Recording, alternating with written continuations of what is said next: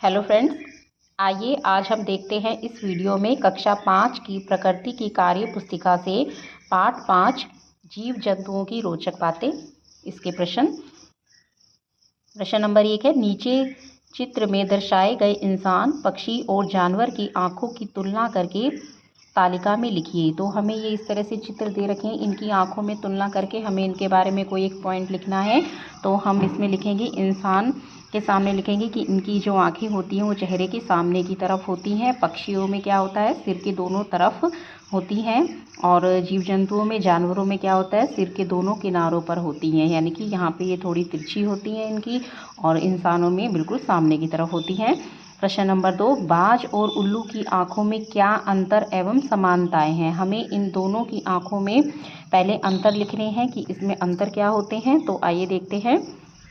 पहला है, बाज है, इसको दिन में दिखाई देता है, और उल्लू की आंखें जो हैं वो रात में दिखाई देती हैं, यानी कि रात में उनको दिखाई देता है। इसके बाद है 2.2 में लिखेंगे, ये आकार में थोड़ा छोटी होती हैं और उल्लू की आंखें आकार में बड़ी होती हैं। तीसरा पॉइंट है, ये थोड़ा सा तिरछी होती हैं और उल्लू की आंखें बिल्कुल सामने की तरफ होती हैं। तो ये तो हमने अंतर बताए हैं। अब इनकी आंखों में कुछ समानताएं वाली बात क्या होती है, इनमें क्या एक जैसा होता है। तो समानता में है, शलाका कोशिकाएं होती हैं जो दोनों की आंखों में होती है। शंकु कोशिकाएं होती हैं, ये भी दोनों की आंखों में होती है। लास्ट पॉइंट है, प्रकाश संवेदनशील कोशिकाएं होती हैं, तो इस वजह से भी इन दोनों की आंखें जो है इनमें समानता होती है। नेक्स्ट पेज का प्रश्न नंबर 1 है, नीचे दिए गए जानवरों में किस जानवर की सूंघने की शक्ति सबसे अधिक होती है। तो हमें ऑप्शन दिए हैं, हाथी, चींटियां, सांप, मछली। तो इनमें चींटियों की सूंघने की शक्ति सबसे ज़्यादा होती है। प्रश्न नंबर 2, चींटियां और उनके जैसे अन्य जानवर अपनी सूंघने की शक्ति का उपयोग कैसे करते हैं। उन जानवरों के नाम लिखिए जो अपने सूंघने की शक्ति का उपयोग भोजन ढूंढने के लिए करते हैं। तो इसका उत्तर लिखेंगे, चींटियां ध्वनियों और स्पर्श का उपयोग करके एक दूसरे से संवाद करती हैं। सूंघने के लिए फेरोमोन नामक रासायनिक पदार्थ का वो उपयोग करती हैं। और ये जो प्रश्न पूछा है, इसी में उन जानवरों के नाम बताओ जिनकी सूंघने की शक्ति वो भोजन ढूंढने में करते हैं। तो हमने यहाँ पे 2 जानवरों के नाम, कुत्ता, बिल्ली, इन जानवरों के नाम लिए हैं आदि। प्रश्न नंबर 3, कुत्ते की सूंघने की शक्ति किस प्रकार मनुष्यों के लिए लाभदायक है। तो इसका उत्तर लिखेंगे, कुत्ते की सूंघने की शक्ति का उपयोग घरों की देखभाल करने में, पुलिस द्वारा आपराधिक घटनाओं को सुलझाने में किया जाता है। फिर है आगे, निम्नलिखित सारणी के अनुसार नीचे दिए गए प्रश्नों के उत्तर दीजिए। हमें एक ये सारणी दे रखी है, इनमें जानवरों के नाम हैं और इनकी सुनने की क्षमता के बारे में बताया गया है कि कितने से कितने हर्ट्ज तक ये इस रेंज की ध्वनि को सुन सकते हैं।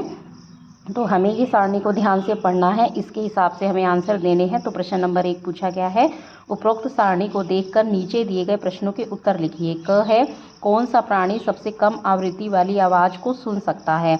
तो इसके हिसाब से हम देखेंगे, तो देखिए सबसे जो कम है वो 23 हर्ट्ज यहाँ पे है। तो सबसे कम आवृत्ति की आवाज़ को कौन सुन सकता है, तो ये आएगा इसमें गधा। नहीं, देखिए 23 से छोटा जो है इसमें फ्रेंड्स 10 दे रखा है, ठीक है। तो इसमें हम इसीलिए जो है गधा, इसमें हम ये आंसर फिल कर देंगे। नेक्स्ट है, कौन सा प्राणी सबसे अधिक आवृत्ति वाली आवाज़ को सुन सकता है। तो इसमें देखेंगे सबसे ज़्यादा जो है वो कहाँ पे आवृत्ति की आवाज़ है। तो इसमें जो है 64,000 सबसे ज़्यादा है, तो इसलिए हमने इसमें बिल्ली फिल कर दिया। प्रश्न नंबर 2, चमगादड़ की सुनने की क्षमता किस प्रकार उसकी मदद करती है। उत्तर है, चमगादड़ अपने सुनने की क्षमता से अंधेरे में अपने भोजन की दूरी और दिशा का पता लगा लेते हैं। प्रश्न नंबर 3 में, निम्न में से किस जीव के कान बाहर दिखाई नहीं देते हैं। तो इनमें से है तोता। निम्न में से किस जानवर के कान बड़े हैं, कुत्ता, शेर, हिरण या हाथी। तो इसका आंसर आएगा हाथी।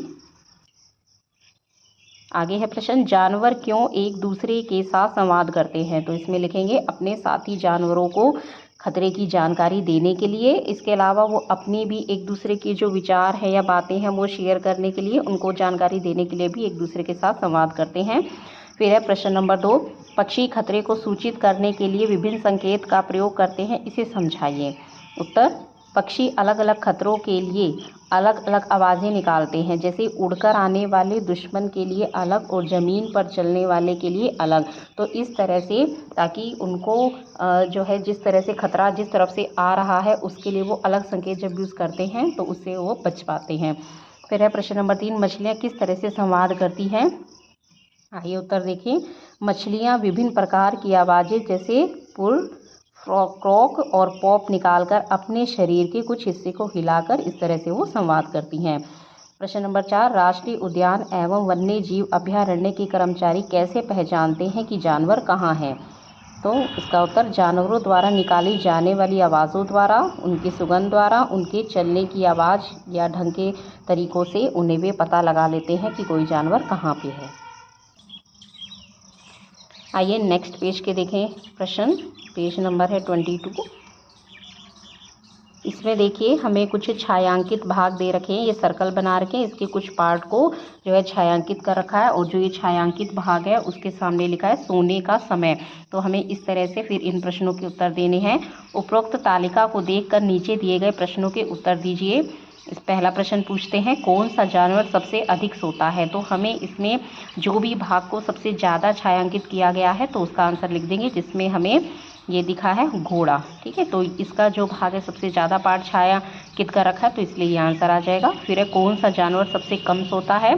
तो सबसे कम भाग छायांकित है जेब्रा वाला, तो इसका उत्तर लिखेंगे जेब्रा।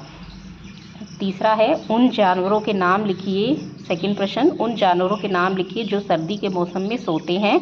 तो इसमें आएगा भालू, मेंढक, सांप। इस तरह से कुछ जानवर जो मतलब सर्दी के मौसम में बिल्कुल बाहर दिखाई नहीं देते हैं तो हम इनके नाम इसमें लिख देंगे। फिर है प्रश्न नंबर 3, नीचे दी गई तालिका को देखकर निम्न प्रश्नों के उत्तर दीजिए। इसमें भी हमें एक तालिका दे रखी है और इस तालिका में जानवरों के नाम और इनकी गति, वो किस स्पीड से दौड़ते हैं, वो किलोमीटर पर आवर यानी कि उनकी चाल जो है कितने किलोमीटर प्रति घंटा के हिसाब से दे रखी है। फिर हमें इसी के बेस पे आंसर देने हैं। प्रश्न पूछा गया है, कौन सा जानवर सबसे तेज़ दौड़ता है? ये तालिका में देखें तो इसमें जो है सबसे ज़्यादा जिसकी भी स्पीड लिखी गई है तो वो आंसर आ जाएगा। चीता जो है 113 किलोमीटर पर आवर से दौड़ता है, तो ये हमने चीता भर दिया। इसी तरह से कौन सा जानवर सबसे कम गति से दौड़ता है? तो देखिए सबसे कम इसमें गति किसकी है? घोंघा, तो इसमें आ जाएगा घोंघा आंसर। फिर है, जानवरों की दौड़ने की गति किस प्रकार उनकी मदद करती है? उदाहरण सहित लिखिए। तो उत्तर लिखेंगे, जानवरों की दौड़ने की गति उन्हें किसी शिकारी से अपना बचाव करने तथा शिकार पकड़ने में, यानी कि जब उन्हें खुद खाने की ज़रूरत है तो तब भी वो किसी शिकार को पकड़ने में उनकी मदद करती है, और अगर कोई शिकारी उनके शिकार के लिए आता है तो उनसे बचाव के लिए दौड़ने में भी उनकी जो गति होती है वो मदद करती है। आगे है प्रश्न, बाघ के संवेदी अंग किस प्रकार उसकी मदद करते हैं? बाघ के कान शिकार की आवाज़ को सुनने में, शरीर पर धारियाँ जो होती हैं उसके तो वो जंगल में छिपने में, मूछें शिकार का पता लगाने में मदद करती हैं। आगे है प्रश्न, नीचे दिए गए जानवरों के विशेष संवेदी अंग एवं उनके उपयोग के बारे में लिखिए। क में पूछा गया चींटी के बारे में, तो इनके संवेदी अंगों में होते हैं एंटीना, आँखें, घुटने। तो ये किस काम आते हैं? तो वो चींटी को कुछ भी चीज़ को स्पर्श करने में, सूंघने में, आपस में संवाद करने के लिए और किसी खाने का पता लगाने में उनके संवेदी अंग कार्य करते हैं। फिर ख है पक्षी, इनके संवेदी अंगों में होते हैं इनकी आँखें, कान, मुँह, पंख, त्वचा। तो ये किसी क्या करते हैं? ये इनको खाना ढूंढने के लिए, खतरे का अनुभव कराने के लिए और अपनी सुरक्षा आदि के लिए भी इन सब का वो प्रयोग करते हैं।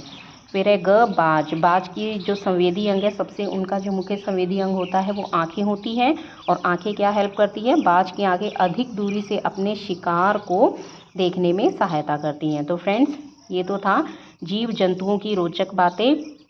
इसके जितने भी प्रश्न उत्तर हमें कार्य पुस्तिका में दिए गए थे। तो फ्रेंड्स, अगर आपको पर्यावरण के या और भी किसी वर्क बुक के क्वेश्चन आंसर अगर चाहिए, उनका हल चाहिए, तो इस चैनल को सब्सक्राइब कीजिए। Thank you.